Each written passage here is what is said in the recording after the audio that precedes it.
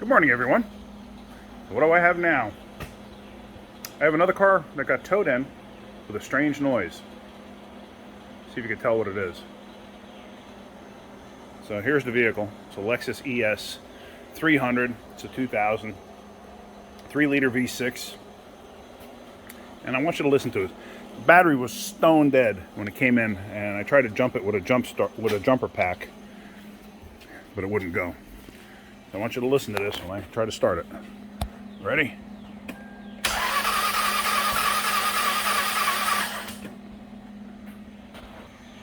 Sounds like it got no spark plugs in it.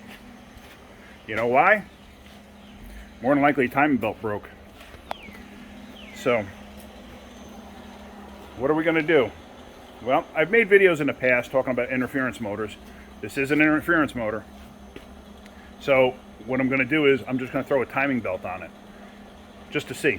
Throw the belt on, just halfway put it back together, and see. They've never had a time belt done on this car. It's a 2000. I don't know. I didn't check the mileage, but even still, 2000. It's 22 years old. Just like tires dry rot. So do timing belts. So do regular belts. So just amazing. But lucky for them, I actually just did the timing belt on my Sienna, which is a 3.3 and an 04, but it's the same timing belt. So I have the over here. I have the timing belt from my Sienna, and if you recall, I made a video on it. I got to edit it, so that's going to be going up. But I checked, and I had actually done this timing belt 3 years ago or 4 years ago on my Sienna. But what happened was the water pump started making noise, even though I had replaced it. It's going bad. What are you going to do? It's a mechanical piece. Things happen. So I did a timing belt in that yesterday. So my old timing belt was in the garbage. Lucky for them, because now I can try throwing this on and see if it actually works. Because why should I bother getting a timing belt kit and them having to pay for a kit? Especially if I put, or a belt at least, if I put a belt on there and it turns out it's got bent valves, they may not fix the car. It's really not worth fixing it, but whatever. Gotta let the customer make that decision. But yeah, so I have the old belt from my Sienna, and what I'm going to do is I'm going to throw it on this Lexus, just to see. So basically, it's reasonably simple. It's not a very difficult job. It definitely helps having a lift. Let me tell you, I've done these on my back, and in the driveway on jack stands. They're not fun, but on a lift they're not too terrible. So basically, it's take the upper strut mount out, take the brackets out, take the upper cover off. The belts obviously have to come off, and then the lower cover, the crank pulley, stuff like that. So it shouldn't be too bad. So I'm going to get everything apart, and then you could see, what I see once I get the covers off. All right, let's get going on this. All right, so I got all the bolts out of the lower cover. You can see part of the belt sticking out here. And you can also see where the harmonic balancer was rubbing through the cover. So let's see what we got. Okay. Ooh, that's nice. That's a mess. So, yeah, obviously the belt is broken. And the question is, why did it break? Is it because it's original? I don't think it is, actually. I don't think this is an original belt. I think this thing was changed. Yeah, judging by the tensioner, I'm thinking this thing was changed and they just don't remember, the owners. So let me pick this thing apart and see what we got. I took the lower pulley off. It just slides off, but because I thought that was kind of interesting. Because now I got to cut that off of there somehow, because it just absolutely wrapped itself around that. So that's actually kind of cool.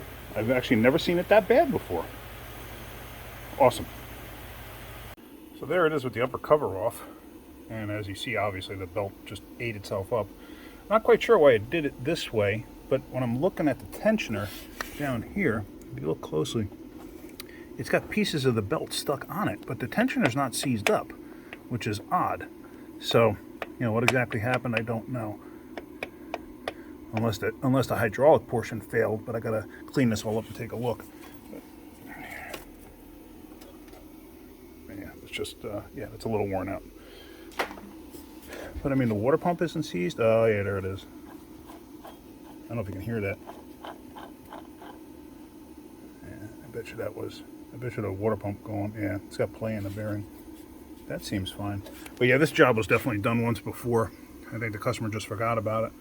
So who knows how old that pump is. And it's funny because on my Sienna that I just did over the weekend, the water pump was failing. And I had just replaced the timing belt, water pump, and everything else 3-4 years ago, whatever it was.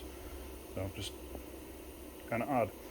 So what I got to do now is I'm just going to clean this up as best I can. So this way I could just throw the belt on it. I got to make sure the tensioner is okay. Throw the belt on it and go from there and see what happens. See if it actually will run. So let me get this all cleaned up as best I can first. Alright, so I got the old belt from my motor on here now. It's tensioned and everything else. I use zip ties to hold the belt to the pulleys.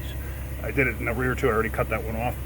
This way, once I got everything lined up, I didn't bother trying to line these marks up. Only because they're hard to see, especially the back ones, so I wasn't too concerned about it.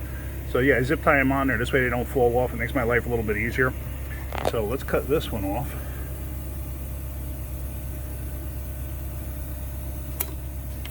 Take that out of there.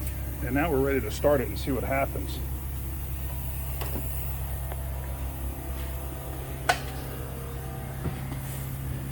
Let's see if this motor's any good.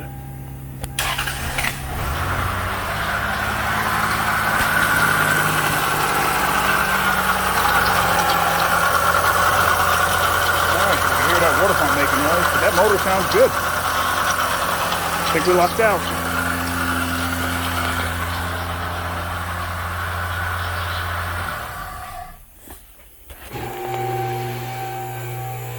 Alright, I think we absolutely lucked out on that. So now I'm going to get a timing belt kit with a water pump and all the pulleys and put that on. I think we're going to be good. I'm not sure what I'm going to do about that lower cover, but we'll see. Now one thing you notice, I put the lower pulley harmonic balancer back on. The reason for that is I've actually done this in the past, years and years and years ago. I went to go start the vehicle and I didn't have the pulley on, and the lower cog gear walked its way off and the belt flew off.